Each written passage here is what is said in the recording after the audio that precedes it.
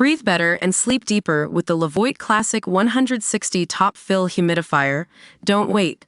Check out the link in the video description to get your Levoit Top Fill Humidifier on Amazon today and enjoy a healthier, more comfortable home. Welcome to TerrorWatch News. I'm your host today. The threat posed by the Islamic State Khorasan province, also known as ISKP, has been growing for years. And now it's finally making its mark on American soil. 4 years after the U.S. withdrawal from Afghanistan, ISKP is expanding its reach beyond the region, targeting not just locals, but also Americans and Europeans. The United Nations Security Council's Committee Analytical Support and Sanctions Monitoring Team recently highlighted ISKP's rapid expansion in a report, labeling it as the greatest extra-regional terrorist threat. TerrorWatch News has been following this story closely, and it's alarming to see how far-reaching ISKP's influence is. From Afghanistan to Europe, the group's online propaganda network and logistical infrastructure are spreading fear and chaos. In fact, a recent report by the UN highlighted that ISKP's supporters have orchestrated attacks across Europe, and their capabilities are only increasing.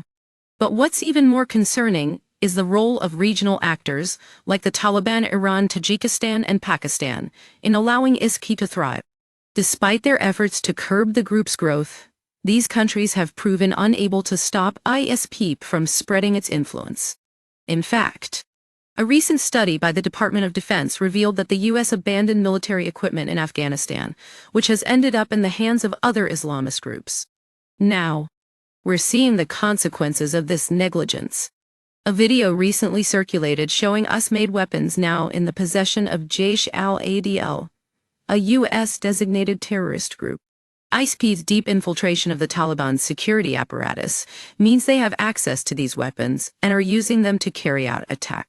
TerrorWatch News has been covering this story extensively, and it's clear that Iran is also struggling to counter ISKP's influence. Despite their efforts to track down operatives responsible for recent attacks, key smuggling routes still pass through Iranian cities before entering Afghanistan. In fact, a recent bombing in the southeastern city of Kerman was carried out by individuals funded and orchestrated by Pakistan. The impact of this failure is devastating, particularly given Iran's own experience with Sunni Islamists in the region. The IRGC's Quds force has proven itself incapable of countering these threats, leaving Tehran exposed to the growing threat of ISKP. In Tajikistan, however, the government is taking action against ISKP agents. A recent counter-terrorism operation resulted in over 30 ISKP agents being sentenced to prison terms ranging from 8 to 20 years for attempting to carry out a mass terrorist attack. But despite these efforts, TerrorWatch News remains concerned about the Taliban's inability to prevent infiltration and corruption within its ranks.